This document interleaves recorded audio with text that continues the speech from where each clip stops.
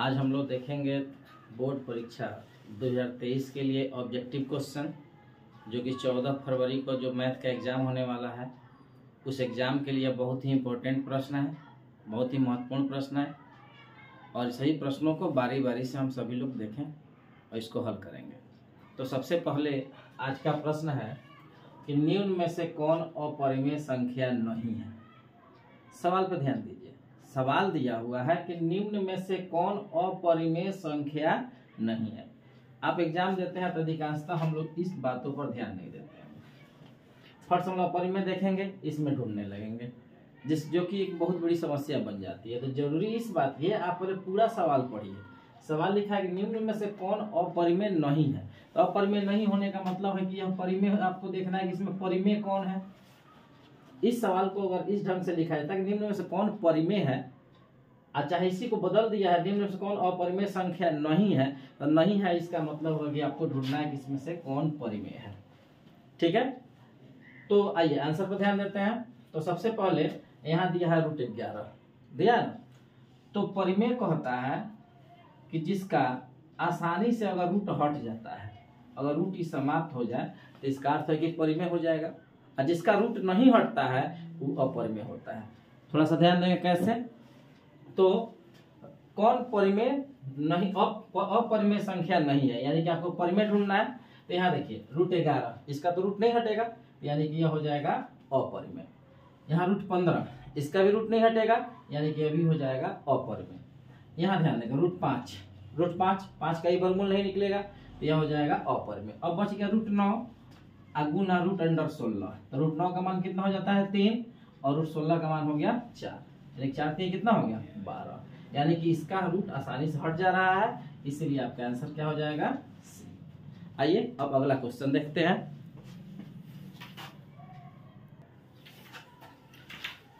आइए दूसरा सवाल देखते हैं कि 17/170 का दशमलव प्रसार होगा। मतलब आपको बताना है कि 17/170 शांत होगा कि अशांत होगा कि आवर्ती होगा, कि इनमें से कोई नहीं होगा। तो सबसे पहले आप देखिए, आपको बताया गया था 17/170। तो नियम कहता है कि जिसका हर 2 या 5 या 2 5 के गुणनखंडों के गुणनफल के रूप में हो, सबका सब शांत होगा। तो आइए सबसे पहले इसको हम लोग काट करके छोटा कर लेते हैं, इसके बाद देखते हैं। तो 17 से काट दिए 10 मिनट में कट जाएगा, यानी कि 1/10। 10 को का आप लोग अभाज्य गुणनखंड निकाल दीजिए तो 2 × 5। और नियम भी कहता है कि 2 और 5 यदि का गुणनफल है या 2 5 यदि हर है, तो निश्चित रूप से यह क्या होगा शांत होगा। इसलिए इसका करेक्ट आंसर क्या होगा शांत। ठीक है, आइए थोड़ा सा कमेंट देख लेते हैं। आज का तीसरा सवाल है कि यदि दो संख्या a और 20 का लसाअ 60 है और मसाअ 10 है, तो a का मान क्या होगा। विकल्प दिया हुआ है 50, 60, 30, 40। आइए देखा जाए कैसे। तो सबसे पहले एक संख्या आपको दिया हुआ है, पहली संख्या हो गई कितनी जी a, दूसरी संख्या हो गई 20, लसाअ हो गया 60 और मसाअ हो गया कितना जी 10। और आपको बताया गया है कि दोनों संख्याओं का गुणनफल जो होता है वह लसाअ गुने मसाअ के बराबर होता है, अर्थात पहली संख्या गुने दूसरी संख्या बराबर लसाअ गुने मसाअ हो जाएगा। तो पहली संख्या कितनी हो गई यहाँ पे a, दूसरी संख्या कितनी है 20 बराबर लसाअ कितना हो गया 60 और मसाअ हो गया 10। ठीक है, 20 को उधर भेज दीजिए, गुना में उधर जाएगा, भागा में बदल जाएगा। तो ये बराबर 60 गुने 10 बटा 20। काटिए 20 3 60, 3 से 10 में गुना कर दीजिए, ये बराबर 30 आंसर हो जाएगा। ठीक है, देखिए ये 30 का है सी नंबर बिल्कुल करेक्ट है। ठीक है, आइए अगला क्वेश्चन देखा जाए। चलिए आज का चौथा सवाल है कि -10, -6, -2, 34 में पदों की संख्या क्या है। पदों की संख्या बतानी है, एपी का क्वेश्चन है, अर्थात इसमें आपको n का मान निकालना है। तो कैसे निकालेंगे ध्यान दीजिएगा। तो सबसे पहले इसके लिए हम लोग क्या करें, a को प्रथम पद कहा जाता है, और प्रथम पद कितना हो गया यहाँ पे -10। d सारवंतर है ना, तो सारवंतर के लिए क्या करते हैं, दूसरे पद में से पहले पद को घटा देते हैं, अर्थात हो जाएगा -6 -10। ठीक है, तो बराबर -6 माइनस माइनस +10 बराबर माइनस प्लस घटाएंगे ना तो कितना हो जाएगा 4, यानी कि डी का मान हो गया 4। और यह लास्ट में सबसे दिया है, यानी कि अंतिम पद है और अंतिम पद को n से सूचित करते हैं तो n बराबर 34। अब आप AP का फॉर्मूला लगा लीजिए, अर्थात n बराबर a plus n minus 1 into D. कैसे? तो n का मान हो गया 34 बराबर a है, a का मान कितना हो गया -10 प्लस n माइनस 1 है ना, n का तो मान निकालना है इंटू डी का मान कितना निकला यहाँ पे 4। अब 10 को इधर ला दीजिए, माइनस में इधर आएगा तो कितना हो जाएगा प्लस में, तो 34 प्लस 10 बराबर n माइनस 1 इंटू 4। 34 10 कितना हो जाएगा 44 बराबर n माइनस 1 इंटू 4 को इधर ला देते हैं तो 44/4 बराबर n माइनस 1। ठीक है, काट दीजिए, कितना मत में कट जाएगा 11 मत में, तो 11 बराबर n माइनस 1 को इधर लाइए तो 11 प्लस माइनस में इधर तो प्लस में हो जाएगा n, तो n बराबर 2, यानी कि 12 विकल्प है ना। चलिए इसका करेक्ट आंसर कितना हो जाएगा 12। ठीक है, आइए अब अगला क्वेश्चन देखा जाए। 5 नंबर क्वेश्चन है कि 4 साइन स्क्वायर ए प्लस 4 कॉस स्क्वायर ए का मान क्या होगा। ध्यान दीजिएगा कैसे, तो 4 साइन स्क्वायर ए प्लस 4 कॉस स्क्वायर ए, यही ना है, इधर ही 4 है इधर 4 है, 4 को आप कॉमन ले लीजिए, तब हो जाएगा यहाँ पे साइन स्क्वायर ए प्लस क्या कॉस स्क्वायर ए। तो 4 sine square theta plus cos square theta का फॉर्मूला होता है 1, इसका वैल्यू कितना हो जाएगा 1, तो 4 एकम 4। अब देखिए विकल्प सी नंबर इज करेक्ट, अर्थात इसका विकल्प हो जाएगा 4। छठा क्वेश्चन है आज का कि समीकरण युग्म 2x प्लस 3y बराबर 5 तथा 4x प्लस 6y बराबर 10 का हल है। हल कैसा होगा, अद्वितीय, अनंत, कोई नहीं, नहीं। देखिए कैसे बनाएंगे। सबसे पहले तो इसमें हम लोग क्या करते हैं, a1 a2 b1 b2 c1 c2 छाट लेते हैं। तो a1 का मान कितना हो जाएगा यहाँ पे 2, b1 का मान कितना हो जाएगा 3, c1 का मान कितना हो जाएगा यहाँ पे 5। अब देखिए a2 का मान हो गया कितना यहाँ पे 4, b2 का मान हो गया 6, c2 का मान हो गया 10।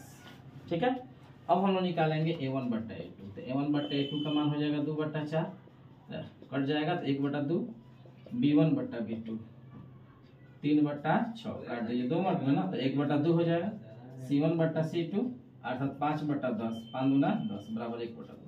यानी कि आप देखेंगे यहाँ पे तीनों मान आपस में बराबर है, और जब तीनों मान बराबर होता है इसका अर्थ होता है कि इसका अनंत हल होता है, इसलिए इसका करेक्ट आंसर होगा बी।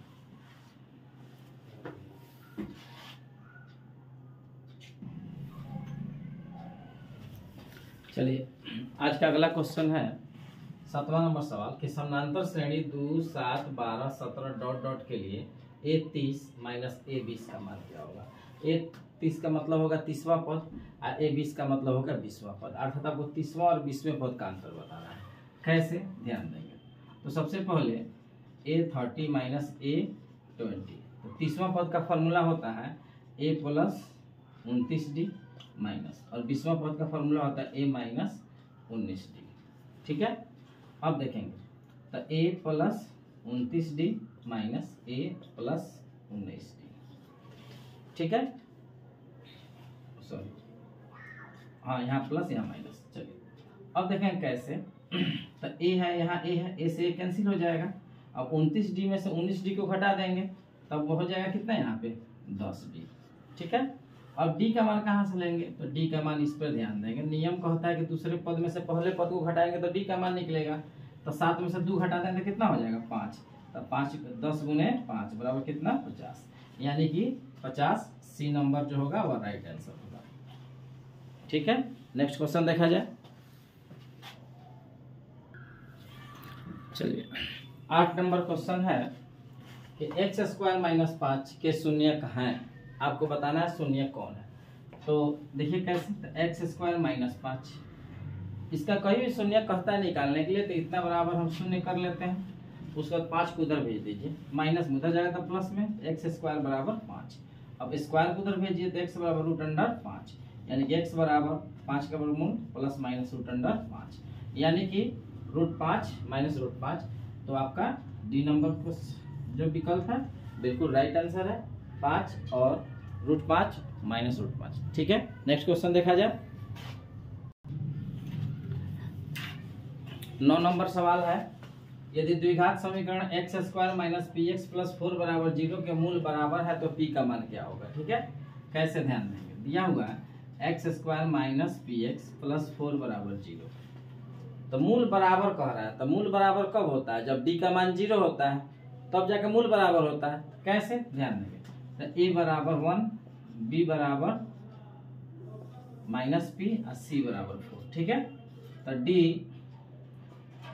तो d बराबर, चूंकि यहाँ कर दोनों मूल बराबर है, तो दोनों मूल बराबर होने का मतलब d बराबर 0 और d का मान होता है b² माइनस 4ac बराबर 0। ध्यान दीजिएगा, b का मान कितना हो गया यहाँ पे माइनस p, माइनस 4 गुने a का मान हो गया 1 और गुने c का मान हो गया 4 बराबर कितना हो जाएगा 0। माइनस का स्क्वायर प्लस हो जाएगा, p का स्क्वायर p² माइनस 4 चौका 16 बराबर 0। 16 को उधर भेज दीजिए तो p² बराबर 16, तो p बराबर हो जाएगा √16, तो p बराबर प्लस माइनस 4। ठीक है, यानी कि आपका बी नंबर जो होगा वो करेक्ट आंसर होगा। ठीक है, नेक्स्ट क्वेश्चन देखा जाए।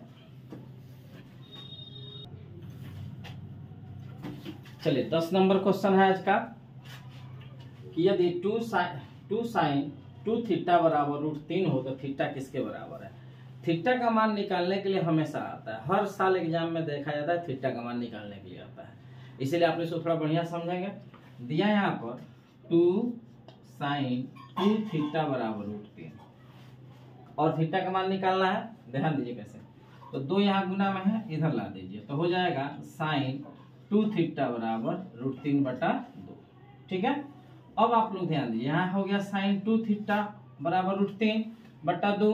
अब हमको थीटा का मान निकालना है, तो √3/2 किसका मान होता है, साइन इधर, तो साइन के प्रति में देखेंगे, साइन में आपका √3 होता है कितना का मान, तो साइन 60 डिग्री। ठीक है, यहाँ साइन यहाँ साइन, साइन साइन कैंसिल कर दीजिए, अब हो गया 2 थीटा बराबर 60 डिग्री। 2 थीटा का मान तो निकल गया, लेकिन आपको निकालना है थीटा का मान, कैसे, तो 2 गुना में, इधर आएगा तो कौन सी में जाएगा भागा में, तो थीटा बराबर कितना डिग्री, काट दीजिए इसको, तो 30 डिग्री, यानी कि थीटा बराबर हो गया 30 डिग्री, अर्थात ए नंबर जो ऑप्शन है वो करेक्ट आंसर होगा। ठीक है, चलिए अगला क्वेश्चन देखा जाए।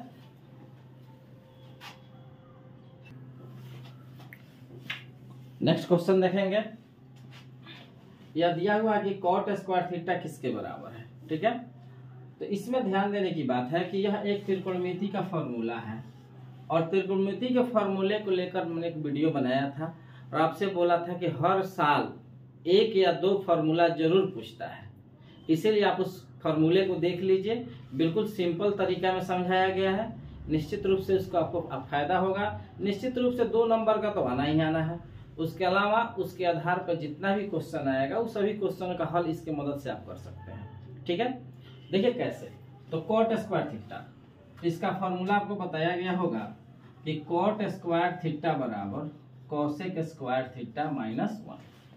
ठीक है, इस फॉर्मूले का प्रयोग कर लीजिए और इसका अर्थ हो गया कि cot² थीटा बराबर cosec² थीटा -1। फॉर्मूला देख के भी आप बना सकते हैं, मन करे तो आप इसको हल करके ही बना सकते हैं, अर्थात ए नंबर जो आंसर होगा बिल्कुल करेक्ट होगा। साथ ही साथ अगर आपको वीडियो अच्छा लग रहा हो तो इसको सब्सक्राइब कीजिए, लाइक कीजिए और अपने दोस्तों के साथ शेयर कीजिए कि उनको भी इस तरह की सटीक और आसान जानकारी मिल सके। आइए अगला क्वेश्चन देखा जाए।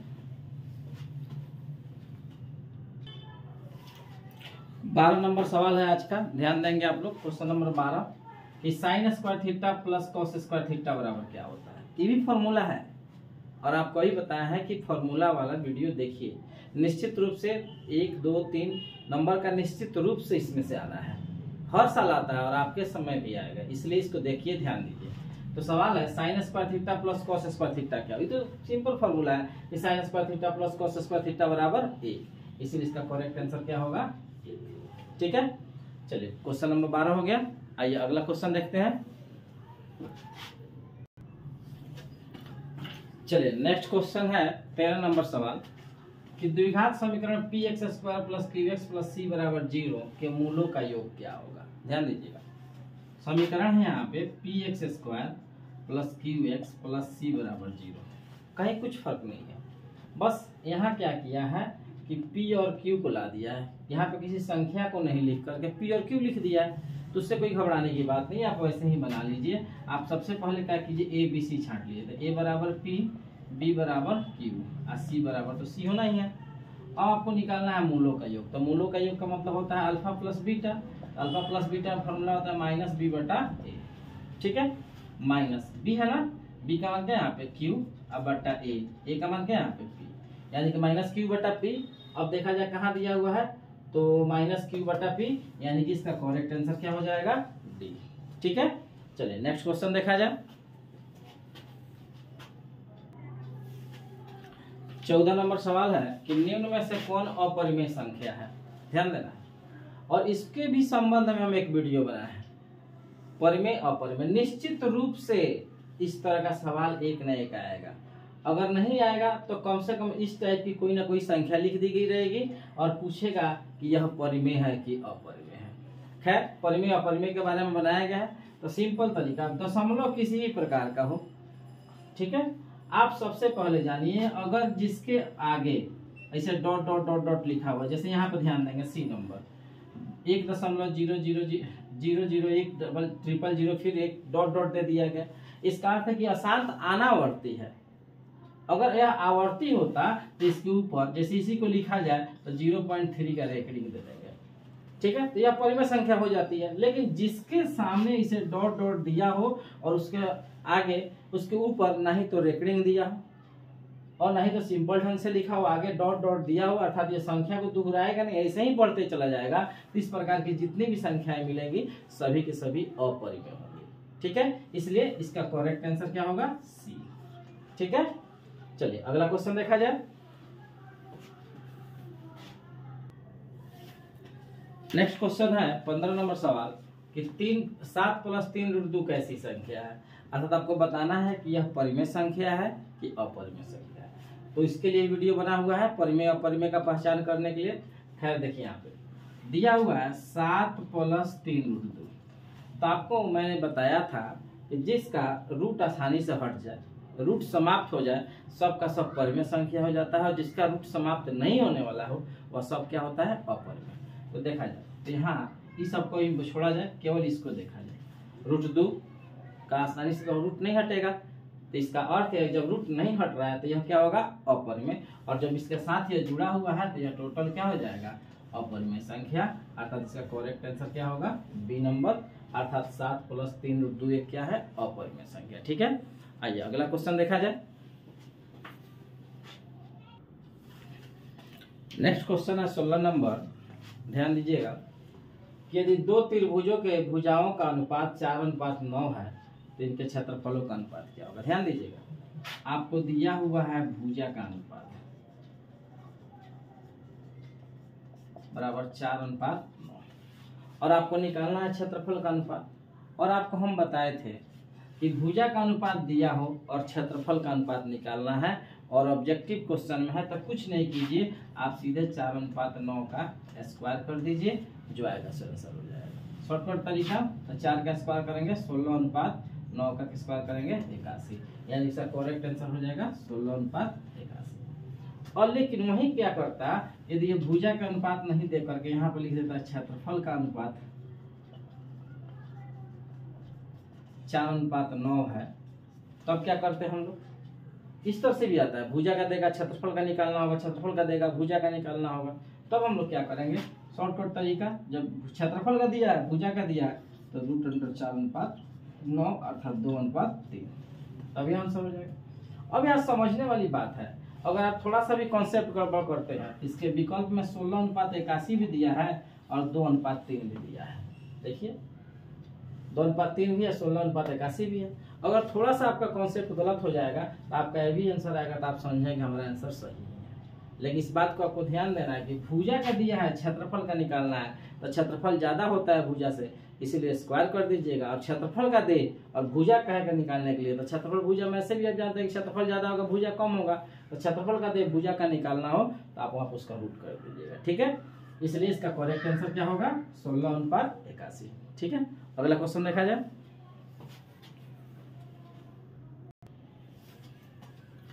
नेक्स्ट क्वेश्चन है कि सभी त्रिभुज होते हैं, समरूप होते हैं, सर्वांग सम होते हैं, समानुपाती होते हैं, कोई नहीं।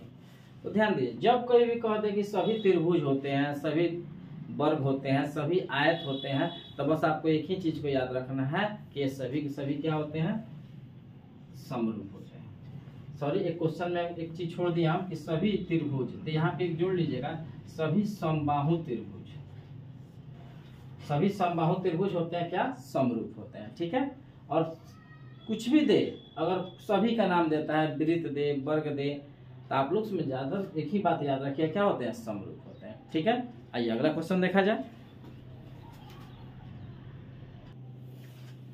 देखेंगे नेक्स्ट क्वेश्चन है कि बहुपद 3x² - 7x + 4 के शून्यकों का योग क्या होगा। ध्यान दीजिएगा, तो बहुपद दिया हुआ है 3x² - 7x + 4, है ना।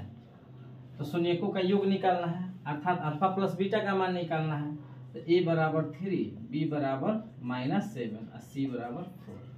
तो अल्फा प्लस बीटा बराबर फार्मूला होता है -b/a, तो माइनस b है, b का वैल्यू कितना हो गया पे -7 अब बट्टा a का मान हो गया 3, माइनस प्लस हो गया तो 7/3, यानी कि इसका आंसर 7/3 किधर दिया हुआ है, 7/3। एक और बात ध्यान दीजिएगा, 7/3 और 3/7 दोनों दिया हुआ है। अगर थोड़ा सा भी आपको यहाँ पे अगर इधर उधर देख लिए कि 3/7 और 7/3 आपको नहीं समझ में आया, तो आप सही आंसर बनाते हुए उसको रंगने का काम गलत कर दीजिएगा। इसलिए रंगने से पहले, गोला करने से पहले एक बार ध्यान देकर देख लेना है कि 7/3 किधर है। तो इसका करेक्ट आंसर हो जाएगा बी नंबर। ठीक है, आइए अब नेक्स्ट क्वेश्चन देखा जाए।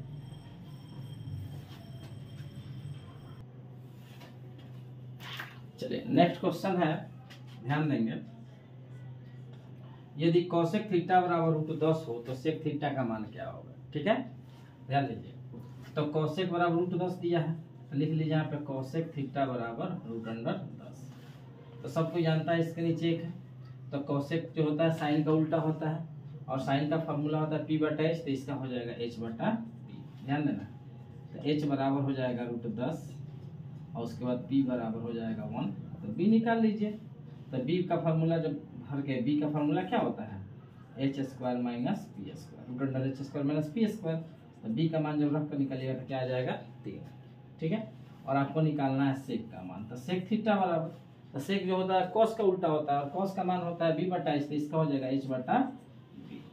ठीक है, तो h का मान क्या निकालना है, क्या दिया हुआ है यहाँ पे देखिए, तो √10 और b का मान क्या है यहाँ पे 3, यानी कि इसका √10/3 किधर है, यानी कि ध्यान दीजिए, इसमें भी थोड़ा सा एक बात ध्यान देना है कि √10/3 भी दिया है और 3/√10 भी दिया है। अब आपको सोचना है कि करेक्ट आंसर कौन होगा।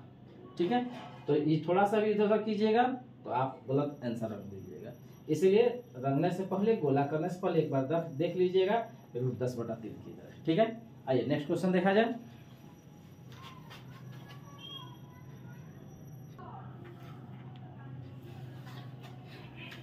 नेक्स्ट क्वेश्चन है 21 नंबर सवाल, देखिएगा कि 1 + cot² बटा 1 + tan² किसके बराबर है। ठीक है, तो ऑप्शन है sec², tan², cot², cos²। तो देखिए कुछ नहीं है, सिर्फ फॉर्मूला का यूज करना है। दिया है 1 + cot² अब बट्टा 1 + tan²। ठीक है, अब इतना को लेकर देख लीजिए फॉर्मूला क्या होता है, तो 1 + cot² बराबर फॉर्मूला हो जाता है क्या जी, तो cos²। 1 + tan², इसका फॉर्मूला हो जाता है कितना, sec²। ठीक है, अब इसमें से तो कोई ऑप्शन नहीं है, फिर फॉर्मूला का प्रयोग किया जाए। देखिए कोसेक ना है तब हो जाएगा 1/sin², और फिर cos सेक ना है तो सेक का हो जाता है 1/cos²। बट्टा का बोला बट्टा पलट दिया जाए कैसे, तो 1/sin² गुने cos²a/1। ठीक है, अब इसको गुना कर लिया जाए, तो cos²a अब बट्टा sin²। ठीक है, तो cos/sin बराबर फॉर्मूला क्या होता है, cot। क्या होता है बाबू, cot²। यानी कि इसका राइट आंसर क्या हो जाएगा, cot², अर्थात सी नंबर करेक्ट आंसर होगा। ठीक है, अगला क्वेश्चन देखा जाए।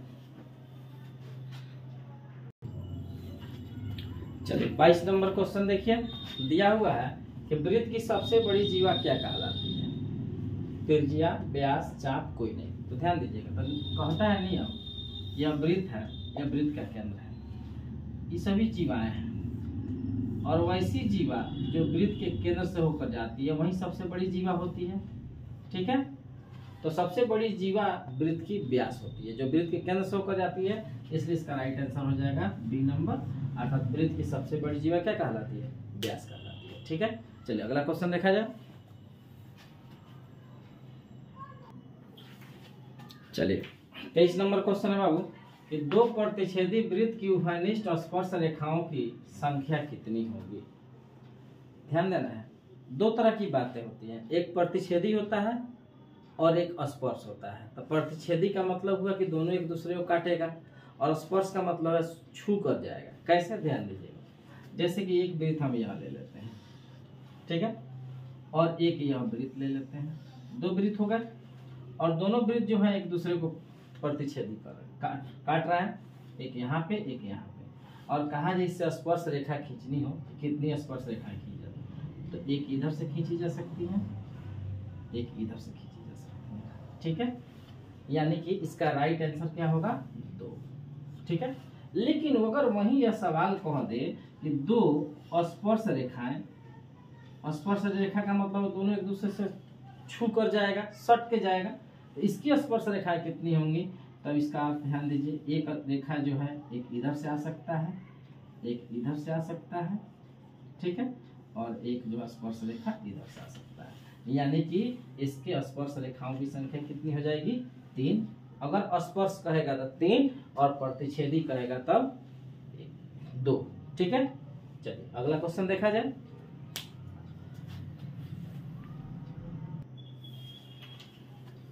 चलिए 24 नंबर क्वेश्चन है कि वर्ग अंतराल 10 से 15 का वर्ग चिन्ह क्या होगा। सांख्यिकी का क्वेश्चन है, वर्ग चिन्ह। तो आप लोग पढ़े होंगे बाबू कि वर्ग चिन्ह निकालने के लिए फॉर्मूला बताया जाता है कि उच्च सीमा प्लस निम्न सीमा बटा 2, या फिर यहाँ देखिए 10 से 15 दिया है ना, तो आप इस दोनों को जोड़ दीजिए। ठीक है, लेकिन फार्मूला क्या है, उच्च सीमा प्लस निम्न सीमा, अर्थात 10 और 15 में जो बड़ा होगा उच्च सीमा, जो कम होगा निम्न सीमा। तब उच्च सीमा हो जाएगा 15 और निम्न सीमा कितना हो जाएगा, 10 बटा 2। भागा दीजिए, सॉरी जोड़ लीजिए, 15 10 कितना 25, 25 में 2 से भागा दे दीजिए, तो 12.5। अब ये देखा जाए विकल्प में 15 12.5 है ना, 12.5, यानी इसका करेक्ट आंसर हो जाएगा बी नंबर 12.5। ठीक है, आइए अगला क्वेश्चन देखा जाए।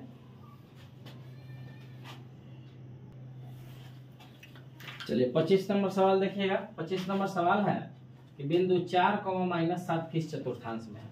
तो चतुर्थांश से संबंधित भी एक वीडियो हम बनाया है, आपको उस दिन में बताया था कि इससे निश्चित रूप से ऑब्जेक्टिव में एक नया क्वेश्चन आएगा, उसको भी देखिए। खैर इसको देखा जाए तो आप फटाफट क्या कीजिएगा ना, इस तरह से बना लीजिएगा, और सबको पता है इधर प्लस इधर माइनस, इधर प्लस इधर माइनस।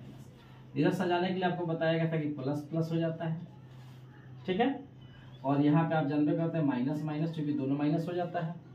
आई बात समझो, यह हो जाता है माइनस प्लस और यह हो जाता है प्लस माइनस। ठीक है, चलिए तो यहाँ पर 4, -7 दिया है, तो 4 प्लस में है और 7 कौन सी में है, माइनस में है, यानी कि इसका चिन्ह बनेगा प्लस माइनस। तो प्लस माइनस किस चतुर्थांश में आ रहा है बाबू, चतुर्थ चतुर्थांश में, और इसको गिनते कहाँ से, तो 1 2 3 4। ठीक है ना, यानी किस चतुर्थांश में आ रहा है, तो चतुर्थ चतुर्थांश, डी नंबर ऑप्शन दिया, अर्थात बिल्कुल यह सही है। ठीक है, आज के वीडियो में केवल इतना ही, फिर अगले वीडियो में इसके आगे बताया जाएगा। धन्यवाद।